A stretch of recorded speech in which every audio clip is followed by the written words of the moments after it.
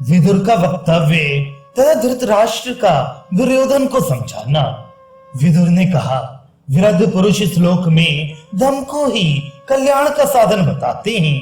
जो पुरुष दम, तान, तप, ज्ञान और स्वाध्याय का अनुसरण करता रहता है, उसी को दान, क्षमा और मोक्ष यथावत रूप से प्राप्त होते हैं।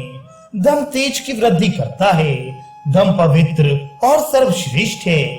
इस प्रकार जिसका पाप निवृत्त होकर तेज बढ़ गया है, वह पुरुष परम पद प्राप्त कर लेता है।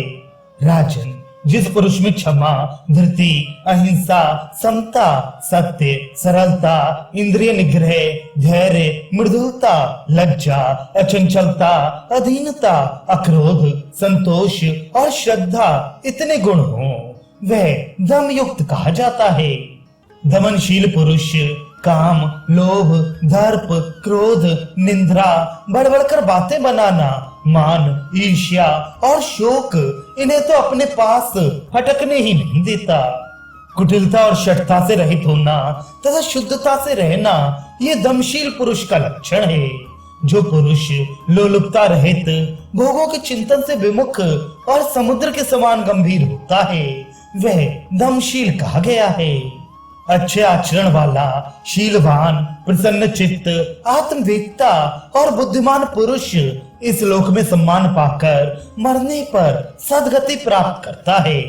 तात, हमने पूर्व पुरुषों के मुख से सुना था कि किसी समय एक चिड़ी मार ने चिड़ियों को फंसाने के लिए पृथ्वी पर जाल फैलाया। उस जाल में साथ साथ रहने वाले दो पक्षी फंस गए। तब वे दोनों उस जाल को लेकर उड़ चले। चिड़ी मार उन्हें आकाश में चढ़े देखकर उदास हो गया और जिधर जिधर वे जाते उधर उधर ही उनके पीछे दौड़ रहा था। इतने में ही एक मुनि की उस पर दृष्टि पड़ी। उस व्याध से उन मुनिवर ने पूछा, अरे व्याध, मुझे ये बात बड़ी विचित्र जान पड़ती है कि तू उड़ते हुए पक्षियों के पीछे पृथ्वी पर भटक रहा है।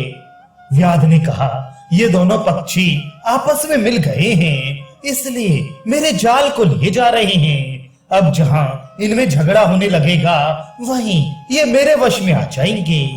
थोड़ी ही देर में काल के वशीभूत हुए उन पक्षियों में झगड़ा होने लगा और वे लड़ते लड़ते पृथ्वी पर गिर पड़े। बस चिड़ी मार ने चुपचाप उनके पास जाकर उन दोनों को पकड़ लिया। इसी प्रकार जब दो कुटुंबियों में संपत्ति के लिए परस्पर झगड़ा होने लगता है, तो वे शत्रुओं के चंगुल में फंस जाते हैं। आपसदारी के काम में तो साथ बैठकर भोजन करना, आपस में प्रेम से बातचीत करना, एक दूसरे के सुख दुख को पूछना और आपस में मिलते जुलते रहना है, विरोध करना नहीं। जो शुद्ध हृदय पुरुष समय आने पर गुरुजनों का आश्रय लेते हैं, वे सिंह से सुरक्षित वन के समान किसी के भी दबाव में नहीं आ सकते। एक बार कई भील और ब्राह्मणों के साथ हम गंधमादन पर्वत पर गए थे। वहां हमने एक शहद से भरा हुआ छत्ता देखा। अनेकों विषधर सर्प उसकी रक्षा कर रहे थे।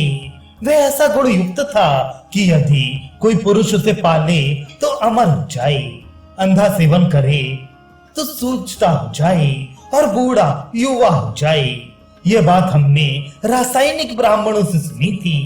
भील लोग उसे प्राप्त करने का लोभ न रोक सके और उस सर्पों वाली गुफा में जाकर नष्ट हो गए। इसी प्रकार आपका पुत्र दुर्योधन अकेला ही सारी पृथ्वी को भोगना चाहता है। इसे मोहवश शहद तो दिख रहा है, किंतु अपने नाश का समान दिखाई नहीं देता।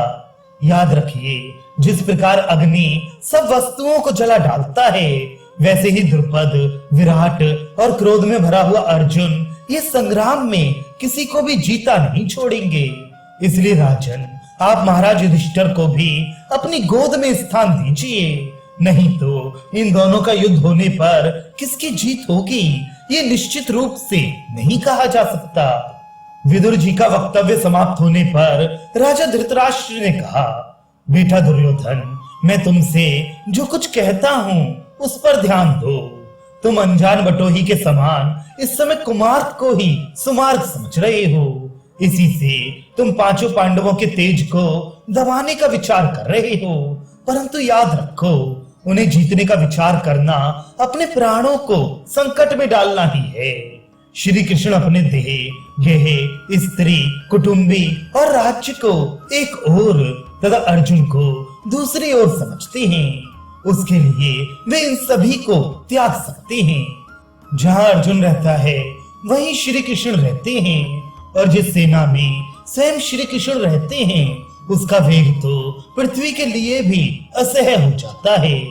देखो, तुम सत्पुरुषों और तुम्हारे हित की कहने वाले सुहृदों के कथनानुसार आचरण करो, और इन वयोवृद्ध पितामह भीष्म की बात पर ध्यान दो। मैं भी कौरवों के ही हित की बात सोचता हूँ। तुम्हें मेरी बात भी सुननी चाहिए, और द्रोण, कृप, विकर्ण एवं महाराज बाहिक के कथन पर भी ध्यान देना चाहिए।